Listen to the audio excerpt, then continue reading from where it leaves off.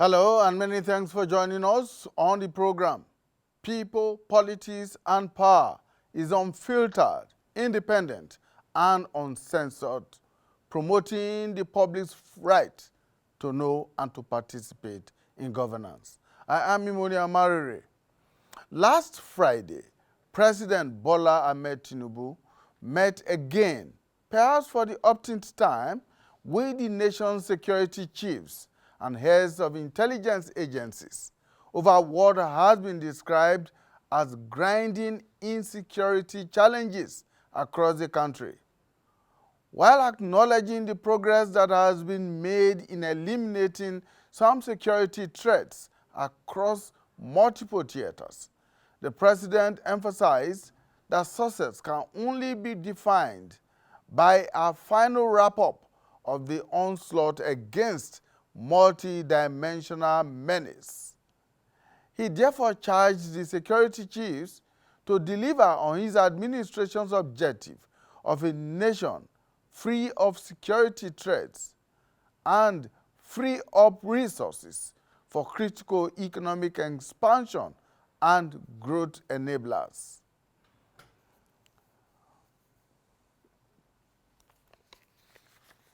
Well, the president also, even as he was busy in Abuja, tasking the security chiefs and agencies on uprooting every security threat, unspeakable atrocities were being plotted and carried out by those the president described as malign actors.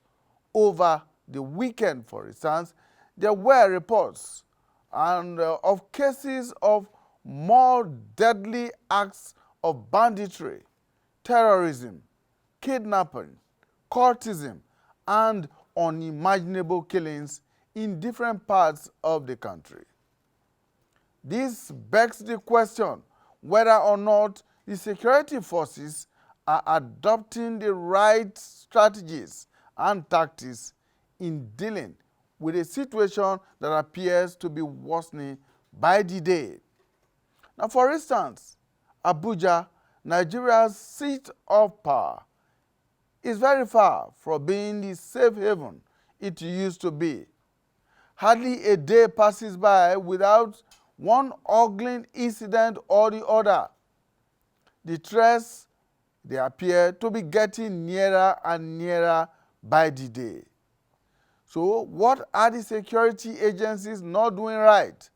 Or what are they overlooking? What new ideas can be brought to bear on the fight against multidimensional insecurity in Nigeria? How is this situation impacting the country's investment drives, which the president has been very, very active in doing since he assumed power on May 29, 2023. These are some of the issues that we'll be taking a look at on the program today. And right here with me in the studio is a conflict and security consultant, Commodore Manu Yagda, retired. Thank you so much for joining us. Thank you very much, Mr. Amari. All right, we also hope to join us via Zoom, virtually, by Dr. Yahuza Getso, who is a security specialist. Will be joining us from the northwest of Nigeria. And we'll also be joined by Manasara Usman, who is an investigative journalist and a senior editor with Truth Nigeria. Hopefully, they should be joining us in a while. But let's go on a short break, and when we return, Commodore Yagda will be tackling the issues, and we expect the others to join us. Stay with us. Nigeria of our dream. The Nigeria we need is the united, indissoluble, and cohesive Nigeria, which guarantees equity, fairness, justice, and prosperity for its citizens. That is our focus on people, politics, and power. It is fresh, insightful, impactful.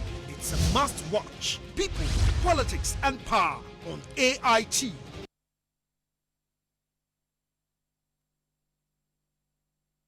Thank you so much for staying with us. Commodore Manu Yagda, retired, is a conflict and security consultant. Thank you so much for finding time to join us. Thank you very much. This is your area. The president last Friday met with his security chiefs again.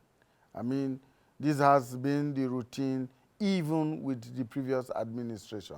Each time there is a security breach or a security crisis on our hands, which has been there for years, we bring in all the security chiefs, all the other agencies that are related to security, all the other ancillary agencies, and we talk and we talk and we go away. But this time, the president appears to have read the Riot Act to the security chiefs and to the intelligence organizations and chiefs. What do you think would be the action points for the security chiefs this time around? Thank you very much. Actually, I wasn't surprised to hear the marching order which Mr. President gave to the security chiefs. Over so many administrations, we have been hearing Mr. President dishing out marching order to the security chief. At the end, nothing happens. If you are a leader and you give an order, and that order is not fully complied, what are you supposed to do? What are you supposed to do? If you are a leader and you give an instruction that this thing should be done, and that is not done. You see, we in this country, we are fond of coming out and they just dish out order without mandates, without lead agency. For instance, on Friday when I heard Mr. President, when he was giving the service chiefs and other security agencies the marching order about the illegal oil bunkering or oil theft in the Niger Delta. You see, one of the problems we have in this country, we have been saying this in time without number. We have a problem of coordination. For instance, now this order that he gave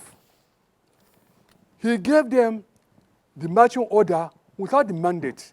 He didn't mention the lead agency because I'll take it to you, for example. Nigerian Navy operates in the Niger Delta. Nigerian Army operates in the Niger Delta independently. And other security forces operate in the Niger Delta independently. If you, as the president, you want this problem to be solved, when you call these agencies, you're supposed to say, okay, this is the lead agency. So that all your tactical operation, all your detailed operation, how you are going to carry out your strategy, you are supposed to come with it. Every agency is supposed to come with it fully and then hand it over to the lead agency. The lead agency now can now say, okay, let us do this, let us do that. If any of the agencies fail to do their responsibility, the lead agency has the authority to caution that agency. This one is not done.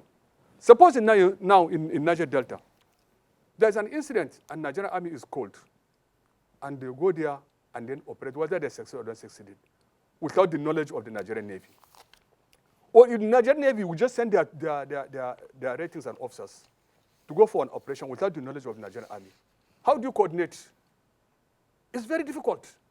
So also Nigerian police and Nigerian civil defense, everybody operates independently. Yes, there's nothing wrong with that, but if you as the president, you want to come out with this type of instruction, you have to come out openly and clear mandate. Say, okay, this is the mandate, and this is the lead agency. All other agencies will take dressing from the lead agency. This was not done. So I believe it's going to be the normal marching orders on the 23rd of November, 2023. Mr. President called the Minister of Interior and then gave him marching order about our borders, that our border has to be secured. Has anything been done? So I will not be wrong if I say that even the service chiefs, they will not even take it serious. Yes, they would like to manage it, but I'm telling you, nothing will come out of it. As long as we don't come out with a clear mandate for these people, with the responsibility of lead agency. That's number one. Number two.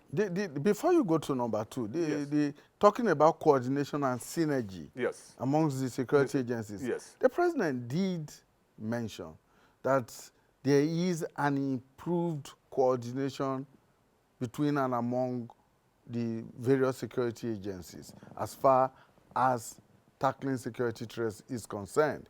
Besides, the chief of or the National Security Advisor was also at that meeting. And of course, the chief of defense staff was also present at that meeting. I believe that all these security agencies work under, particularly those of the military, work under the direction and command of the chief of defense staff. Isn't that, I mean, must the president spell it out to say, oh, because you are in the Niger Delta, this is the lead agency. Because you are the one operating in the northeast, this is the lead agency. You are in the northwest, this is the lead agency. Isn't that supposed to be the responsibility of these other officers? Okay, thank you very much. You have touched almost all the points, but let me tell you something. If there's an operation in the northeast, let's say for instance, courtesy demands, even though they are operating under Chief of Defense Staff, the Chief of Defense Staff administers all the three services. And he has the mandate to appoint, say, okay, this is the lead agency.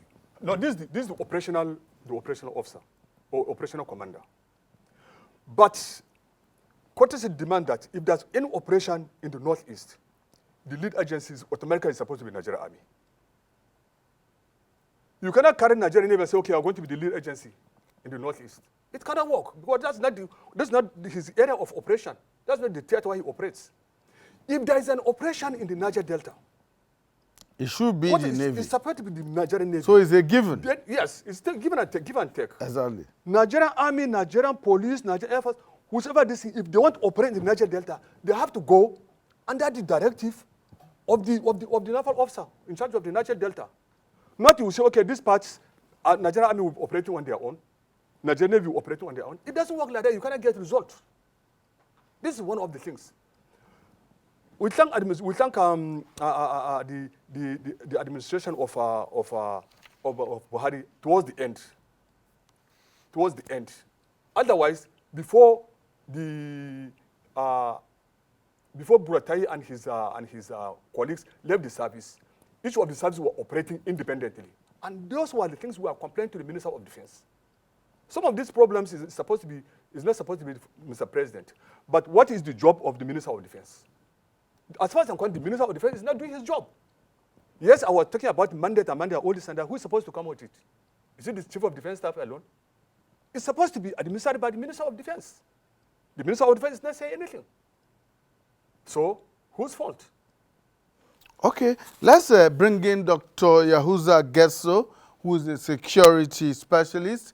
He's joining us virtually. Dr. Getso, thank you so much for finding time to join us. Well, you are very much aware of the meeting the president had last Friday with the security chiefs and heads of intelligence agencies.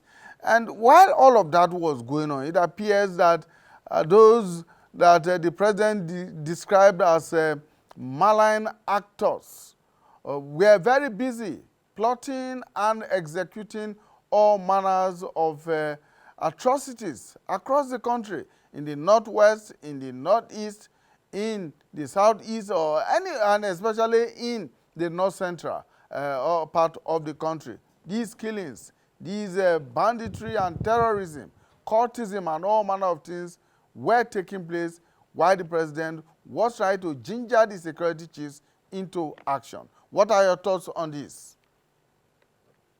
Well, good afternoon and thank you for having me. We have to, first of all, examine who are these criminals and where are they, and if they are people that can be traced, or they are devil walking through the air that cannot be seen or cannot be traced. One, in the northwestern part of the country and in the north central part of the country, I have said it time without number, and I'm going to repeat myself, that all the criminals in the north central and northwest that are called either Ansaru, either bandits, either kidnappers, either unknown gunmen, either those who are financing the activities of those criminals in Plateau, Benue, and other places. I want to tell you that all these guys are known. They are not at any hideout. Their locations are known. You can profile them by polling unit, by political what, by local government.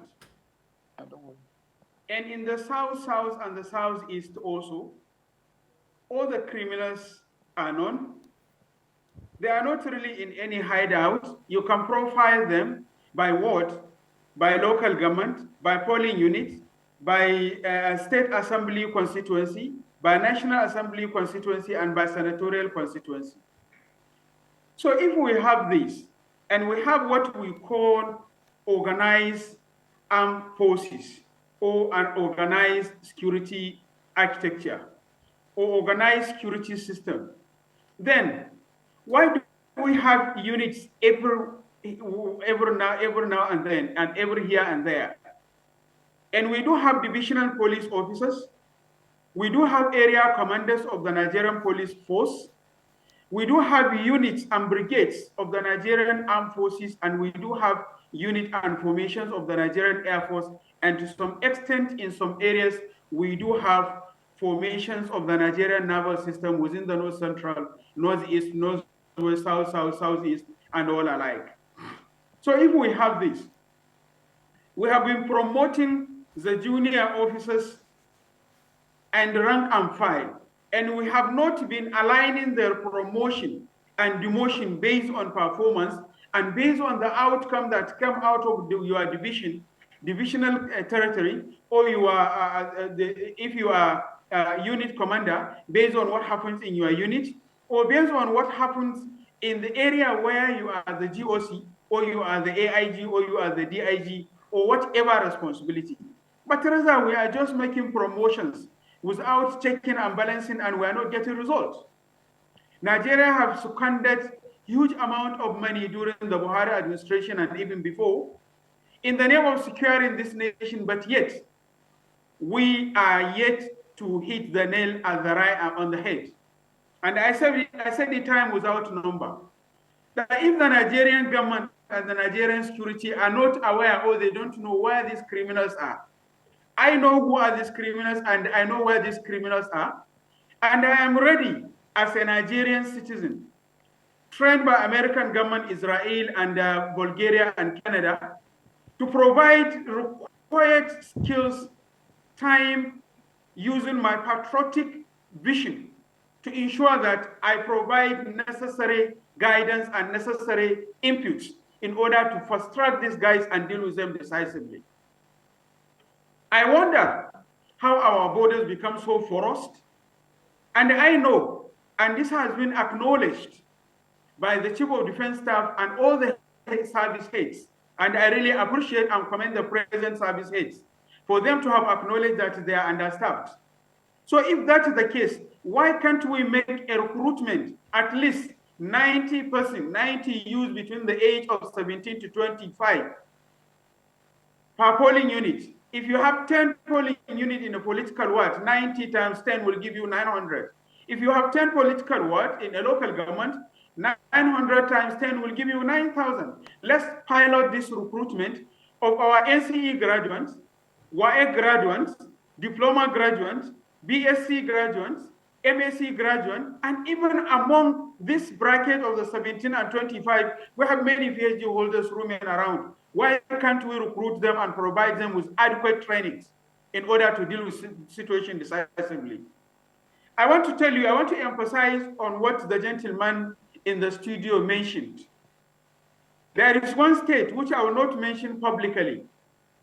The Air Force are not working in synergy with Nigerian Army. DSS are not in synergy with the civil defense. Police are not in synergy with any other agency. All the agencies are working in parallel. just during the last 4 days, there were attempts by bandits, about 6 attempts by bandits to attack some of those communities. And within those communities, I want to tell you that I have made all effort to contact the security agencies to work harmoniously in order to help those communities. I didn't get the support. I had to go to the other state and contact the DSS and liaise with Nigerian Air Force for them to have fly from one other unit from other different states and in order to go and support that community to kind of expel and disperse the coward idiot bandits. So, and we have more than 82 roads, federal and state roads in northwest, northeast, north central, south, southeast, and southwest, and that cannot be accessible by the Nigerian security agencies because they know the consequences. They cannot fly those roads. So we have a lot of ungoverned spaces, and the ungoverned spaces that we're having are expanding by day. So who is not doing? How many officers have been promoted, men and officers of the services that have been promoted during the Tinubu administration? What were the justification? What were the measures for their promotion? How many have been promoted during Buhari administration, and what were the measures used? And thousands and hundreds are still being killed, and thousands and hundreds are still being kidnapped.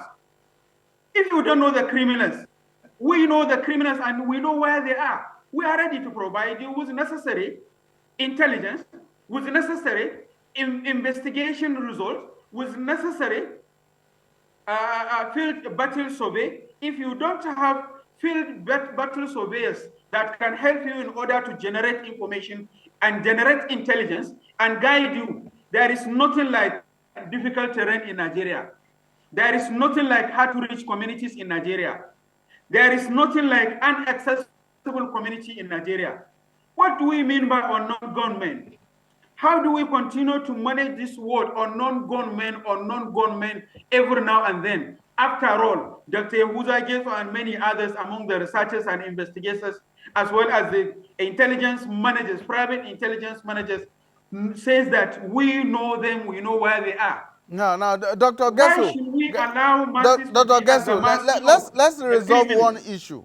Let's resolve one issue. From your intervention so far, it appears to me, and maybe to many Nigerians, that there is a disconnect somewhere. Is it a question Absolutely. of the lack of intelligence gathering or the lack of political will to utilize whatever intelligence that is available to deal with this situation? Because like you said, there are people and there's leadership at world, local government, state, up to the federal level. And these are layers of government and governance structures that can actually be depended on to deal with this situation. So which is which? Is it that we lack the intelligence gathering tools, or that we have the intelligence and the leadership at the different levels are unwilling, are unable to tackle this threat? We have the intelligence. It's not that we don't have the intelligence. The attack during the eve of the Xmas at Plateau State, when we have seen a clip, I have it on my phone going around, when a senator representing northern senators went to Plateau State and meet with the governor of Plateau State, His Excellency, affirmed to the senator, to the northern senators, that he had the information, the intelligence of this attack days before, and he provided it to the right to the right agencies. The attacks being conducted in Zamfara, in many parts of Zamfara and many parts of Katsina, and many parts of Kaduna, Niger, Benue, Kogi, and other places, as well as the south and the southeast and southwest. Many either administrative or political or religious or individual philanthropies or individual ordinary masses within the communities have been providing the intelligence. And I said, We know where these guys are. We know who they are. And there is nothing like hard to reach and difficult terrain. Only that we are not utilizing the intelligence and the working relationship between all the security agencies and the public in Nigeria is just like a relationship between cat and dog or between rat and cat. So until and unless we have the police, only that I know and I said, until and unless we have a serious and responsible government who is ready to deal with assign anybody who is unable to manage the assigned responsibility as coded or as may be coded. You are given territory of Plateau State as a brigade of guards. Why attacks are occurring and reoccurring, and you are still being promoted? You are assigned as a police commissioner.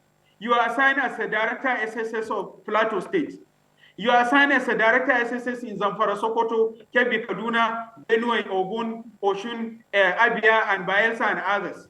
And we are still having problems, and we are still promoting these guys. We have never demoted anybody yet, and we have not dismissed anybody yet, neither rank and file, no officer of the middle cadre, the lowest cadre, or the highest cadre.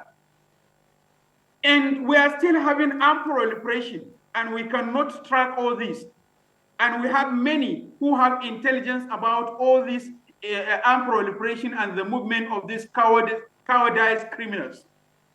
And we still have intelligence experts that we have been sending abroad to India, to Egypt, to US, to UK, and many other countries to obtain knowledge and information and come back, and they cannot transmit those informations and knowledge into addressing the issue of insecurity in the country.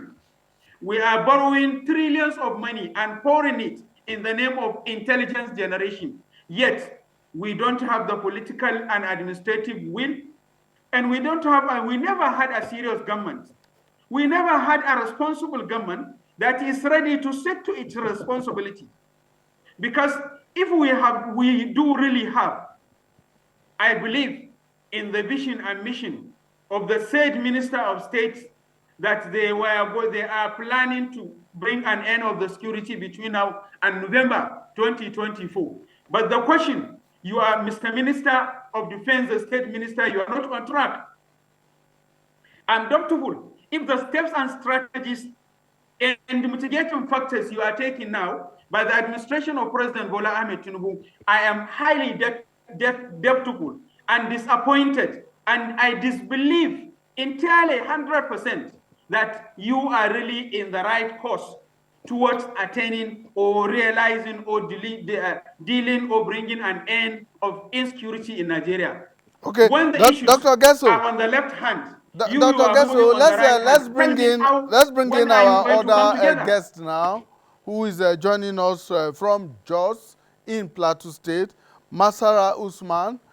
He is an investigative journalist. He's joining us from Jos. Mr. Usman, thank you for finding time to join us. You have listened to Commodore Yagda. You have also listened to Dr. Yahuza Gesso, who is also joining us virtually from Zamfara. You are on ground in Jos. Plateau, of course, at the moment is the center of the conflicts and insecurity in the North Central Zone.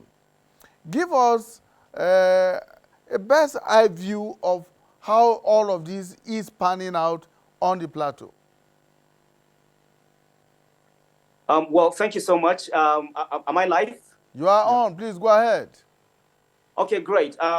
Thank you for this opportunity. As I speak with you right now, a mass procession is just ending at the government house, where thousands, I estimate more than 5,000 Christians, and as well concerned Muslims have gathered to voice out against the killings in the south of Jos, the capital of Plateau State.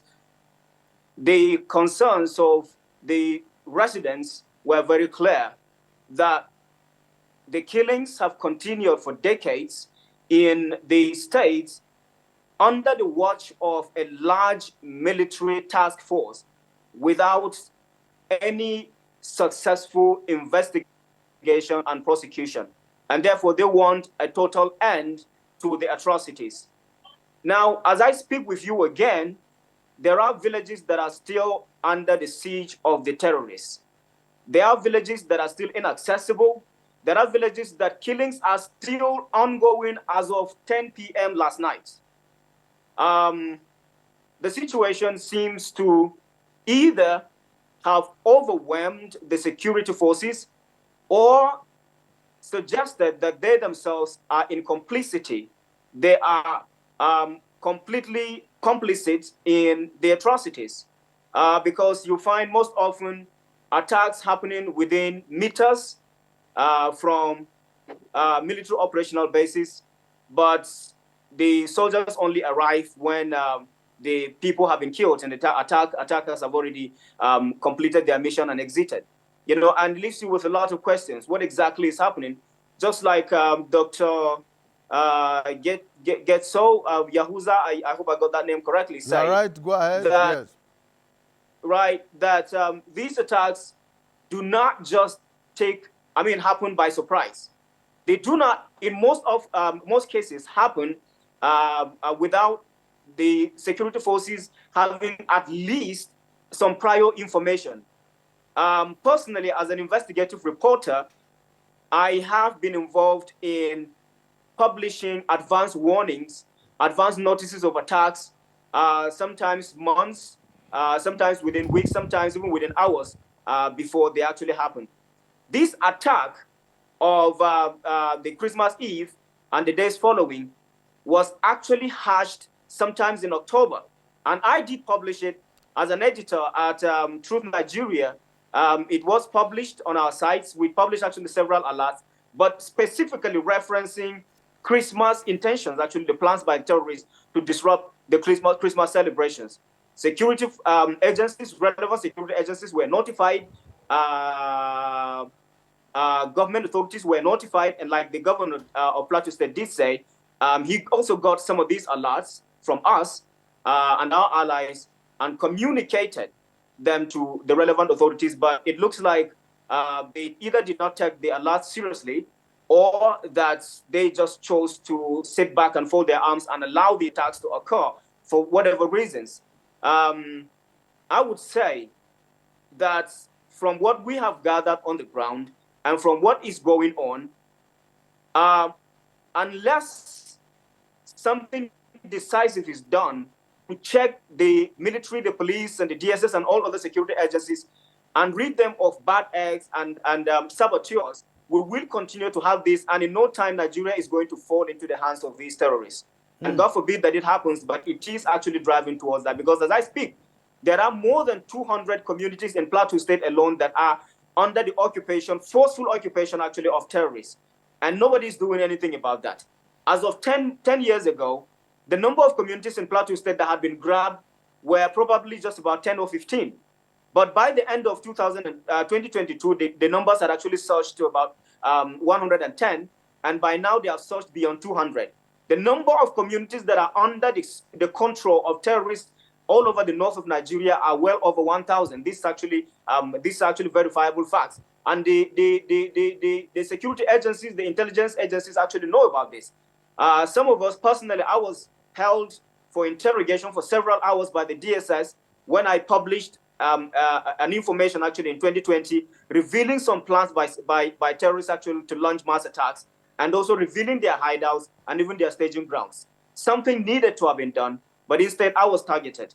And I have continued actually to operate from hiding, sometimes even going on self-imposed exile because of the threats to my life, both from security forces and also from individuals who were uncomfortable and who still are uncomfortable with my style of reporting. And of course, the fact that I'm speaking truth upon unveiling, revealing, truths that ordinarily should not, they would not want revealed. Okay, so but my advice Masara, before you go ahead, beyond the security agencies, the police, the army, the air force, the task forces that are on ground, this information that you talk about, the early warning systems that you talk about, are they available to other levels of leadership in Plateau State, for instance, local government chairman, traditional rulers, the state governor, and maybe other paramilitary agencies that could, in fact, either escalate these warning systems or indeed do whatever it is possible to prevent these attacks? Okay, so let me quickly say that Truth Nigeria is actually published in the United States, but our target audience and our widest area of coverage is actually Nigeria. And we have received reviews from top officials, you know, from the ground, community leaders, town leaders, youth leaders, women groups, and even, you know,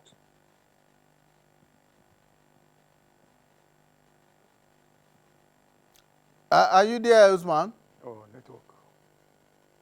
All right, we hope to reconnect with him, network, but let's get back to you here. A lot has been said. Dr. Gesso has put a lot on the table. Masara has also outlined the steps that have been taken by individuals, by organizations, and in some cases by even intelligence agencies, yet they are not acted upon.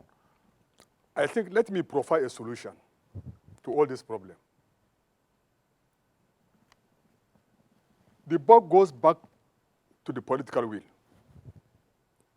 Today, if I were to be the Mr. President, and I want to get over all these solutions, I will not bother myself with the Commissioner of Police in Jos, for instance, or Commissioner of Police in Zamfara, for instance, or the brigade commanders. If there is an attack in Plateau State, just like what happened during the Christmas Eve, I'll call the Chief of Army Staff, call the Chief of Air Staff, call the Inspector General of Police, call all the service chiefs. I'll say, okay, I give you guys 48 hours to fish out the perpetrators of this act. If they fail to do it, it's very simple. These guys have been saying, these guys, they were not elected. They were appointed by Mr. President. It implies that Mr. President had the prerogative to hire and fire them. Fire the service chiefs if they fail to do a particular work, and then bring a new one. If you fire 1, 2, 3 service chiefs, you will see what will happen from behind. Those people that are doing the killings every day that they have never arrested them, are they ghosts? They are not ghosts. They are human beings like you and me. And that, to be fair on the intelligence cycle in the services, the intelligence cycles are doing their work perfectly because there is no attack that the intelligence cycle are not aware of. There's no single one. I can vouch, no single one. There's none. But the problem is from the operational level. You come and give a report, so things will happen, so that, and nobody act on it, and nobody cares of it. And the Chief of Army Staff is there in the office enjoying his air condition. No. If I were to be president, since I appoint you, I'll give you 48 hours to fish out those idiots. If you cannot fish them out, I'll fire you, bring another person. We will get somebody who will be ready to work. Just like this marching order which Mr. President gave. By end of the march, who is talking about? If nothing happens, you blood will fire these boys and then bring in another people. There's more than 1,001 people who are ready to work for this nation. You get there by opportunity. You don't just get there to enrich yourself. But I bet you 60 to 70% of all the officers in all the services, they are there because they are after their pockets. I'm sorry to say that, but I can tell you that they are there after their pockets. How can somebody tell you? Even I was even aware. How can somebody say there will be attack in Jos at so time during this period, and nothing is done? Armed robbers will go to somebody's house. They'll call police. The police will just move to the area and then wait. When the armed robbers have finished, it is then police will move in, and the Inspector General is there, staying in his office. What the hell? So that brings also the issue that Dr. Gesso raised. Yes. The reward and punishment system is not there in the services. Yeah. We are not punishing them for failing to do their work. And anybody I remove from his office, I will arrest you and charge you to appropriate court for failure to perform your duty. And bring another person. see whether that person that is coming from behind is not going to work. If it doesn't work, he'll follow suit. They are not elected. They are not local government chairmen or governors that you have to go through the process before you remove them. They are not. But everybody that does not put the interest of the nation at hand. It's only how to make money so that when they leave the services, they start moving with their agbada, with their this thing, raising their shoulders. That is not the essence. I was listening to National Security Advisor that day when Mr. President addressed them. He said that they came here to thank Mr. President for giving an opportunity. Why are you thanking Mr. President for giving an opportunity? Why are you thanking him? Because he appoints you. He appoints to go and do or not to come and go there and then thank him. That means there's something behind it. National Security Advisor is not supposed to say that in public, that they went to thank Mr. President for giving it the opportunity. Opportunity for what? Are you not serving the nation? And this is what, unless we have correct leadership, the political, I'm sorry to say that, in the three arms of government, to be fair on the National Assembly. National Assembly, they have enacted all their laws. That's the primary job of National Assembly. They come out with the laws. Who interprets the law? The judiciary. Who executes the law? The executive. The executive is not working. The judiciary is not working. You can't go and start blaming the National Assembly. That National Assembly is did that. No. They have come out with the law. Let the judiciary do their work. Let the executive do their work. And let's see. Okay. Let's see if we can bring in Dr. Yahuza Gesso again at this point in time. All right. It appears that we lost the connection with Dr. Yahuza Gesso and Masara Usman. Hopefully, before we round up, we should be able to reconnect with them. But let's get back here. Two organizations, after the president's meeting with the security chiefs, two organizations, that the National Association of Nigerian Students and Afenifere, as well, in fact, there's a third, the Conference of Northern States Civil Society Networks, yes, have asked the president to declare a state of emergency on insecurity. Yes. Is this the way out? This is the way out. I will tell you something. It doesn't mean that let him declare the state of emergency in all the areas at the same time. But let's sectorize it. If they declare the state of emergency in the Niger Delta about the oil theft, because all this problem we are having, this is because of the economy of the country. And that's where the economy of the country lies, is in Niger Delta. If they declare state of emergency in the Niger Delta about the insecurity, do you think Mr. President has the nerve to fight the monsters behind the oil theft and oil bunker in Niger Delta? You think he has enough? Well, let's ask Yahuza that question. Dr. Yahuza Gesso, we're happy to have you back here. Now, I just asked the question about whether or not the solution is in declaring a state of emergency on security or insecurity in the country, as has been advocated by the National Association of Nigerian Students, the Conference of Northern States Civil Society Networks, and the sociocultural group Afenifere. Well, as far as I'm concerned, I disagree with that, because declaring state of emergency is recognizing the criminals and criminality as a power itself and as an kind of unit or a force. What government needs to do is, as said by the gentleman in the studio earlier during the his initial discussions, that is to assign responsibility and to deal with whosoever found wanting on inability to take that responsibility to the promised land. Because for me, if you declare a state of emergency, it's like you are negotiating with the criminals. It's like you cannot even understand, you are underrating the capacity of the Nigerian armed forces. You are underrating the capacity of the Nigerian police force. You are underrating the capacity of the Nigerian Air Force.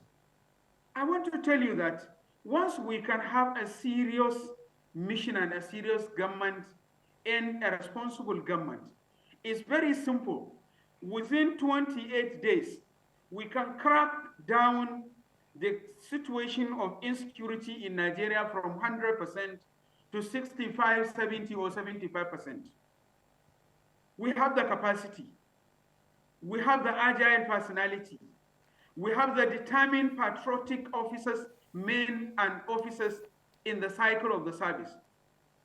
But the problem is we have not tested an action of reward and punishment on either the men or any of the officers yet. We are unable to tackle the corruption.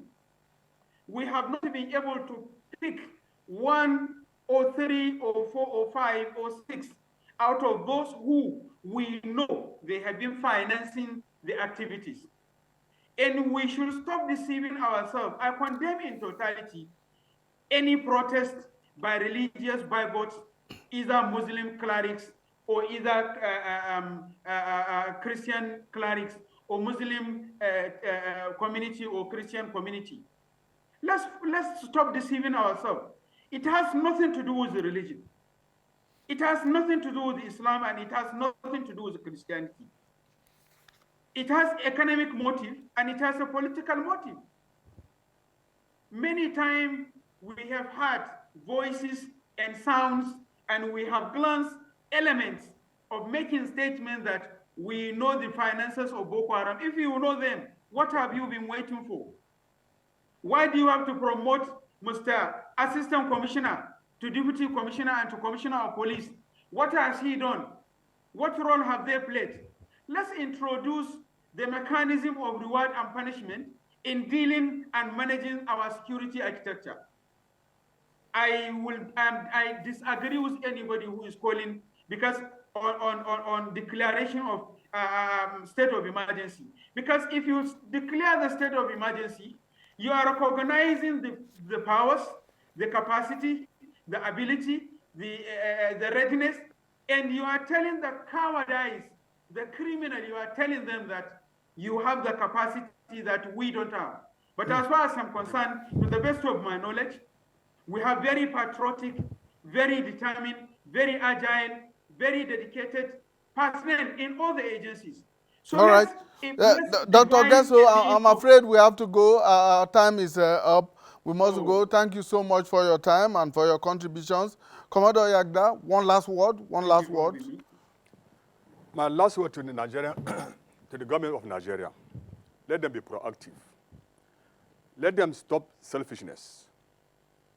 And to be fair on some of the security outfits, especially the maritime security outfits, we have only Nigerian Navy and Nigerian Maritime. Now, if they want to establish a security agency, there are so many security agencies that they have their bill at the National Assembly to be passed.